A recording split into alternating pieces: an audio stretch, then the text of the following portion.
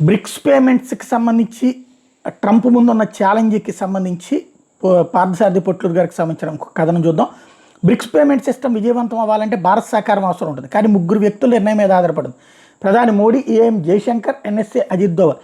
Bricks payment విషయంలో అజిత్ దోవల్, జయశంకర్ గారికి పలు అనుమానాలు ఉన్నాయి. వీళ్ళిద్దరు అభిప్రాయం ఏంటో తెలుసుకుని మోడీజీ ఆమోదం తెలుపుతారు. ఈ ముగ్గురు కాకుండా ఆర్బీఐ గవర్నర్ శ్రీ శక్తికాంత్ దాస్ గారు కూడా తన అభిప్రాయం ఏంటో చెప్పేశారు. బ్రిక్స్ పే సానుకూలతలు. ఈఎం జయశంకర్ గారి అభిప్రాయం ప్రకారం అసలు బ్రిక్స్ కరెన్సీ అవసరం లేదు. అందరికంటే ముందు మన దేశం డిజిటల్ పేమెంట్ అంటే యూపీఐని ప్రవేశపెట్టి విజయవంతంగా నిర్వహిస్తున్నాం. బ్రిక్స్ పేమెంట్ చాలు. బ్రిక్స్ ఫిజికల్ కరెన్సీ వల్ల ఎక్కువగా లాభపడే చైనా మాత్రమే. ఇప్పటికే NDB, world bank, ADB, ICI development బ్యాంకులో చైనా ఆధిపత్యం ఎక్కువ. బ్రిక్స్ పేమెంట్ వల్ల బ్రిక్స్ దేశాల్లో కల్లా ఎక్కువగా లాభపడేది భారత్ మాత్రమే. నాటో, అమెరికన్, ఆఫ్రికన్ దేశాలతో పాటు నాన్ బ్రిక్స్ దేశాలతో భారత్కి ఎలాంటి శత్రుత్వం లేదు. ఈ విషయాల్లో ఎక్కువగా లాభపడేది మనమే. బ్రిక్స్ పేమెంట్ విషయంలో ఆర్బీఐ కూడా సానుకూలంగా ఉంది. ముఖ్యంగా రష్యా నుండి క్రూడ్, ఇతర మినరల్స్ కొనే విషయంలో బ్రిక్స్ పేమెంట్ సిస్టమ్ బాగా ఉపయోగపడుతుంది. ఈజిప్ట్, సౌదీ అరేబియాలతో బ్రిక్స్ పేమెంట్ సిస్టమ్ వల్ల లాభాలు తప్పితే నష్టమేమి ఉండదు. ముఖ్యంగా సౌదీ నుండి కొనుగోలు చేసే క్రూడ్కి డాలర్లతో పని ఉండదు. ఇక చైనా దగ్గర యువాన్లు కొనే పరిస్థితి ఉండబోదు. యువాన్లు కొనడం మొదలు పెడితే దానికి డిమాండ్ పెరిగి చైనా మరింత బలపడే అవకాశం ఉంది.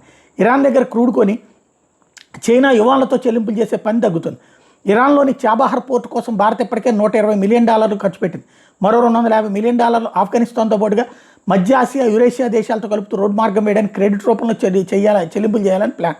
ఇది పూర్తయితే భారత్ మరో $200 బిలియన్ విలువ చేసి వ్యాపారం చేయగలుగుతుంది.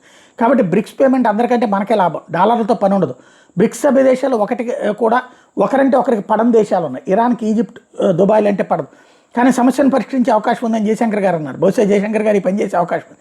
ఈజిప్ట్కి, ఇథియోపియాకి పడదు. జయశంకర్ గారు ఈ సమస్యను పరిష్కరించవచ్చు.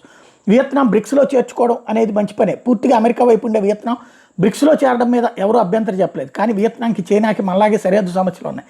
ఇకపోతే అననుకూలతలు వచ్చాడు. బ్రిక్స్ సమావేశానికి నరేంద్ర మోడీ వెళ్లే ముందు ఏం జయశంకర్ గారు, ఎన్ఎస్ఏ అజిత్ దోవల్ గారు, ఆర్బీఐ గవర్నర్ శక్తికాంత్ దాస్ గారు పైన పేర్కొని నివేదిక ఇచ్చారు. కానీ ఒక్క అంశం మీద అభ్యంతరం చెప్పారు. అది బ్రిక్స్ పేమెంట్ విషయంలో జరిగే లావాదేవీలన్నీ కూడా చైనాలో ఉన్న షాంఘై నగరంలో న్యూ డెవలప్మెంట్ బ్యాంక్ సర్వర్లో స్టోర్ అవుతాయి. ఇది చైనా డేటా చౌర్యానికి పాల్పడడానికి అవకాశం ఉంటుంది.